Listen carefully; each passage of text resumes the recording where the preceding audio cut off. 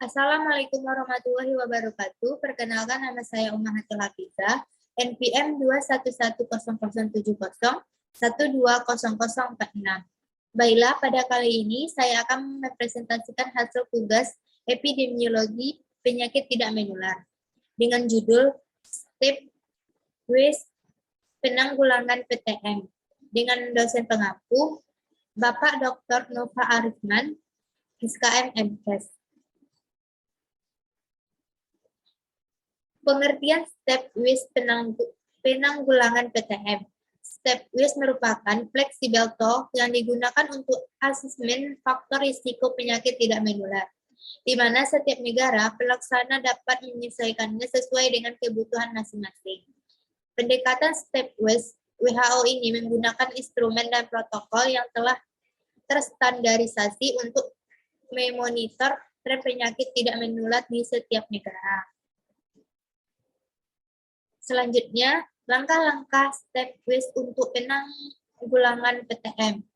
Yang pertama, step 1, pengisian kuesioner yang berisi tentang informasi umum individu terkait faktor risiko. Yang kedua, step 2, pengisian tambahan informasi pada step 1. Yang ketiga, step 3, pengukuran klinis atau biokimia. Pengambilan sampel darah untuk pengukuran biokimia. Selanjutnya, masalah-masalah dalam penanggulangan PTM. Masalah PTM cukup tinggi dan mempengaruhi jutaan penduduk, khususnya hipertensi yang diderita 42,1 juta penduduk, sementara diabetes diderita oleh 9 juta penduduk.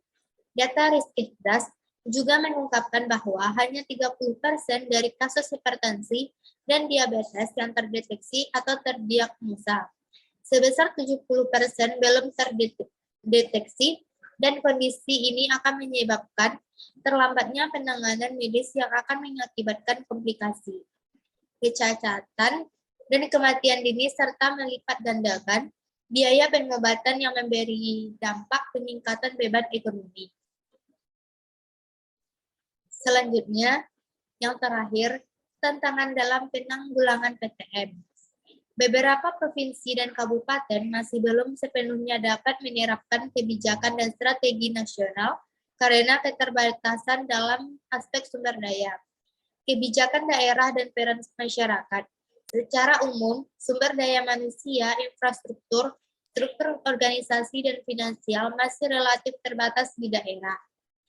Dukungan kebijakan di tingkat provinsi dan kabupaten kurang optimal karena masih lemahnya advokasi dan koordinasi antara sektor kesehatan dan sektor non-kesehatan, termasuk dengan pemerintah daerah setempat.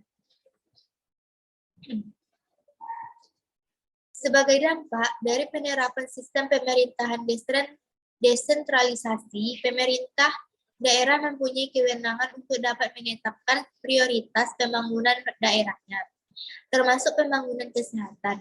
Konsekuensinya, Dinas Kesehatan Kabupaten mempunyai struktur organisasi yang berbeda antara kabupaten, sehingga program penanggulangan penyakit tidak menular bisa berada di bawah seksi penyakit tidak menular, pengendalian penyakit, promosi kesehatan, surveillance, atau tidak ada di seksi manapun. Contohnya, tantangan dalam penanggulangan kejadian luar biasa, penyakit hepatitis A di Pacitan.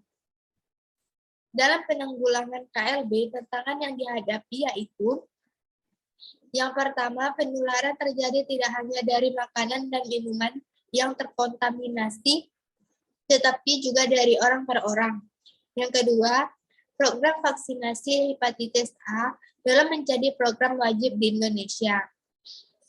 Yang ketiga, musim kemarau menyebabkan kekeringan dan berkurangnya debit air, sehingga masyarakat setempat menggunakan air sungai yang sudah tercemar.